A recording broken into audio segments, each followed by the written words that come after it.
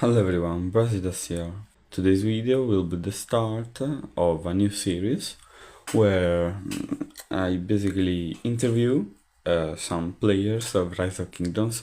This is a pretty original idea. I had it and I hope this series will find you well.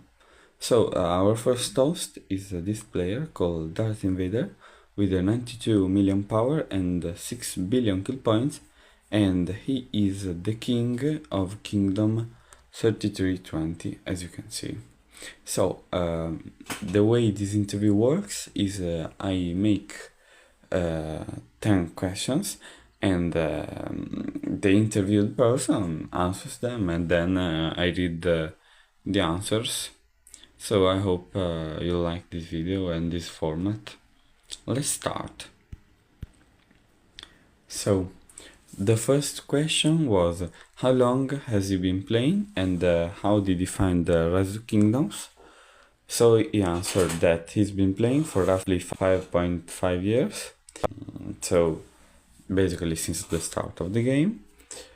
And he downloaded it to get free buys in other games that he was playing, but then he got hooked and kept playing.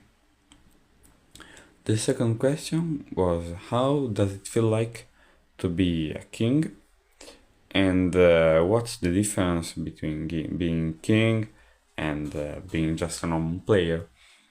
He said that being king is nice, but it only adds responsibilities. It is time consuming if you want to do it right, and you can put as much or as little effort into it as you'd like, but if you want to have a well-maintained kingdom, that doesn't run itself, so you must really put time and effort into it.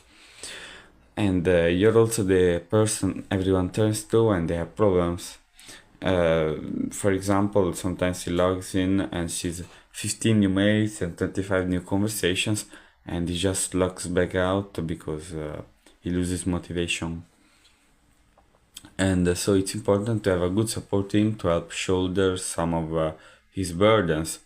And he says that he thinks in 3320 he has it with players like Shells, Arctic, Grand Admiral Throne, Zack and Sammy, who help him keep going. And his Air Force are great and run the day-to-day tasks and events. Then the third question was what was his favorite troop type, and he says that his favorite troop type is infantry, but nowadays you can't really do without at least one march of the other troop types. So he also needs to use cavalry and archers. I agree with his answers so far, especially this one. Then we have the first question, which was, what was your kingdom before going to 3320, which is a fairly new kingdom? He answered that he used to be king of 1600, his first real kingdom, because he had started in one before that quickly became something like, if you're not Korean, we will kill you. And that was obviously really bad.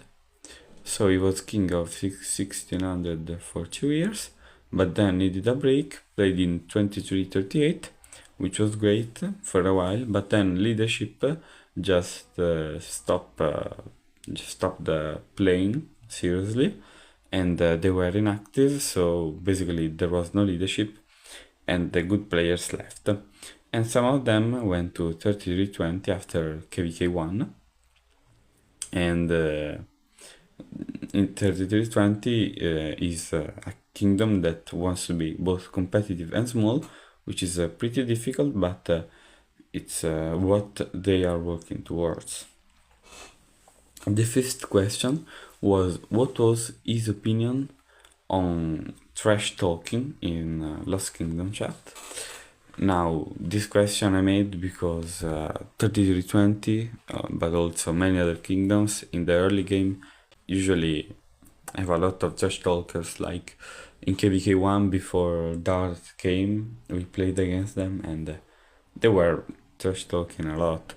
Now I don't know because we haven't played against them, but I think Dart is making a good job.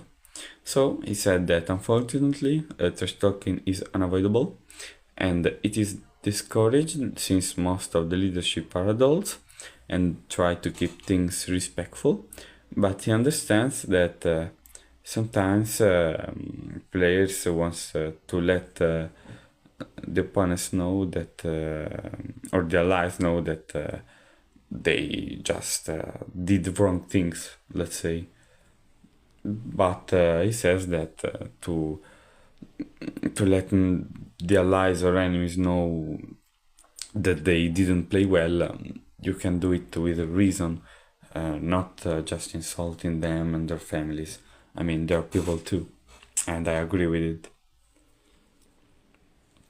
Also, he said that from the start of 3320, there was the worst of the worst. There was racism, sexism, and crap humans in general. But they all got smashed rather quickly and they left. I hope that's true for them. After that, they've been left with a pretty good group. Some are a little more vocal, but that's honestly normal. And they're having fun. The sixth question was not really about leadership, but more about the game itself. I asked him what would he change in the commanders in the game, which commander he would add. He says that he's not sure there's anyone missing that he would make an argument for, but he thinks that Julius Caesar deserves better, and he has a Veni Vidi Vici tattoo. Ooh, nice. So it's sad to see him be completely useless. I agree. I definitely agree. Julius Caesar is one of the best commanders in the history of mankind, and since the start of the game he wasn't even good in the first days. Like, he's Julius Caesar, come on, make him good. And Sun Tzu deserves, in his opinion, a prime version. He literally wrote the book on warfare, and there should not be dozens of commanders better than him. Honestly, I think everyone wants to see Sun Tzu Prime, and I hope the next infantry cycle will get him. Then I asked him if he could add any feature of on the game itself, what he would add. He says that he doesn't really want anything added, but he wishes they would change the economics. For example, you can use 20 billion resources in a couple days of fighting, but you can gather that much between KVKs, and you can't earn enough speed-ups. Everything builds to a Kingsland fight that isn't even sustainable for 95% of players. And that's a flaw in the game system, which is ultimately why most people quit. Fix that so battles can be bigger, longer, and more enjoyable. That's absolutely true. Like, if you don't spend hours and hundreds of money in the game, you can't even fight. That's absolutely ridiculous. Like, that doesn't make it any sense. Then I asked him what is his favorite event in the game, and the thing that he enjoys the most. He says playing in Osiris League. He made the final 4 in a season, that's impressive. Top 16 in another, also impressive. He loves it and he wishes the Ark was a bigger part of the game. It should be open all week long and have an open ladder system for rankings. Teams could sign up on any day or even challenge each other to move up. They're missing out on a big opportunity there, I think. I definitely agree. Ark Osiris is good, but you don't even know your enemies. Also, Like, the Osiris League is only for whales, basically. In my opinion, uh, it would be cool if, like, within a kingdom, you do like a mini Osiris League. Like, I don't know, in a kingdom, you could manage, I'd say, 10 teams or even 5 teams, and just do a little tournament between them to see which team comes out on top. Like, in my opinion, it would be really fun if I could play against my mates in the kingdom, or even in a close kingdom.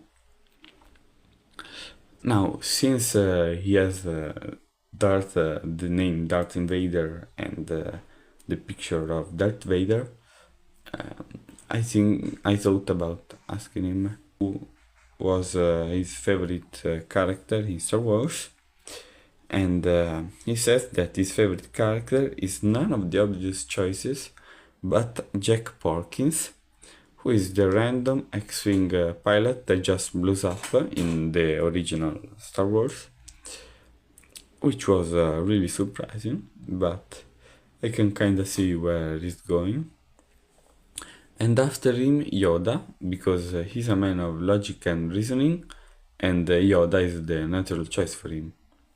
He wouldn't add any of the Star Wars characters to this game because there's no place for fictional characters in Rise of Kingdoms. With that I agree, even though like there are some legendary characters like Gilgamesh and Lancelot. To end the interview, we have the question number 10, which is what would you say to anyone reading this interview, listening to this video, and what's your message for them? He answered, if you enjoy the game, keep at it.